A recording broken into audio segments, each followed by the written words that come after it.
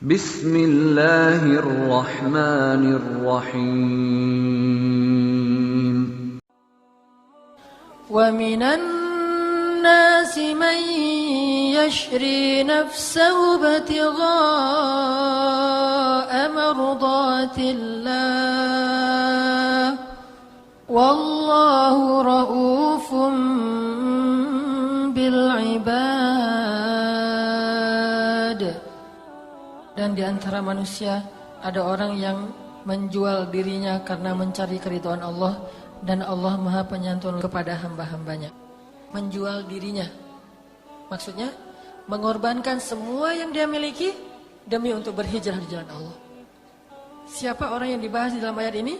Sahabat yang bernama Suhaib bin Sinan Ar-Rumi. Ini sahabat berasal dari Italia. Wah, ada juga sahabat dari Italia? Ya, Roma. Dia dari Italia.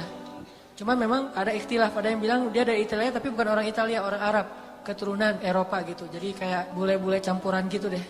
Ini Suhaib bin Sinan Ar-Rumi. Dia datang ke Mekah untuk berdagang, jadi orang kaya raya di Mekah. Begitu dia mau hijrah, dihadang di tengah jalan oleh Abu Jahal dan orang-orang kafir Quraisy dan mengatakan, "Ya Suhaib, kalau kamu mau berhijrah, silakan hijrah, tetapi jangan pernah membawa harta-harta yang ada di kota Mekah. Karena dulu kamu datang ke sini dalam keadaan tidak punya apa-apa. Kalau kamu mau pergi, kamu pergi dan tidak boleh bawa apa-apa. Kecuali kalau kamu mau tetap di Mekah dan bersama kami, maka harta itu tetap milikmu. Silahkan kamu pilih." Akhirnya dia mengatakan, "Saya memilih Allah dan Rasul. Silahkan kalian ambil semua sampah-sampah dunia itu, saya tidak masalah. Saya memilih Allah dan Rasul." Hijrahlah Suhaib bin Sinan Ar-Rumi jalan kaki sendiri selain Ali bin Abi Thalib yang jalan kaki.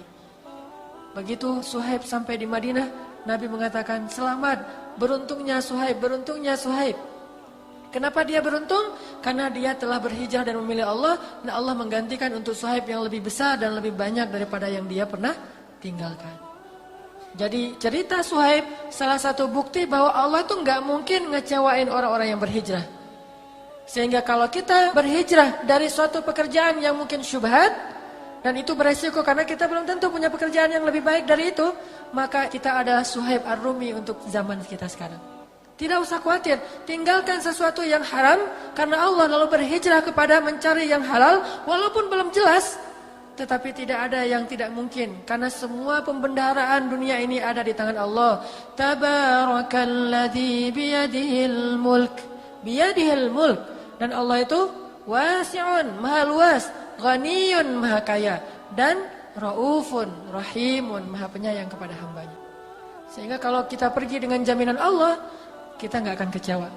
Tapi kalau kita tetap di dalam pekerjaan yang haram dan meninggalkan jaminan Allah, justru kita siap-siap. Kalla saufa ta'lamun, summa kalla saufa ta'lamun. Kelak kamu akan tahu. Allah mengancam itu. Makanya nggak usah ragu-ragu untuk hijrah. Hijrah pekerjaan, hijrah status, hijrah amal soleh. Dari yang tadinya punya kebiasaan-kebiasaan buruk, sekarang hijrah kepada kebiasaan baik. Nggak usah khawatir. Jangan, kalau saya nggak gitu lagi, saya ntar gimana? Misalnya hijrah dari merokok gitu.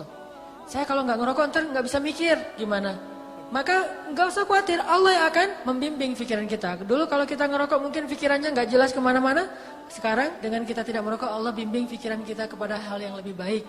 Nggak usah khawatir untuk berhijrah. Yang khawatir itu kalau kita ragu-ragu dalam berhijrah. Berangkat, balik lagi, pengen melepaskan status tapi setengah hati. Terus juga pengen meninggalkan pekerjaan yang lama, cuman nunggu waktu, tunggu setahun lagi deh, tunggu 2 tahun lagi deh, terus saja. Nah ini namanya apa? Tamanni, berangan-angan. Dan itu salah satu di antara cara setan membisiki manusia. Dia nggak nyuruh kita untuk meninggalkan atau tidak melakukan kebaikan, tetapi dia nyuruh kita untuk menunda kebaikan. Salah satu di antara amal soleh yang paling disukai oleh Allah untuk disegerakan adalah berbuka puasa, sholat berjamaah, dan menikah.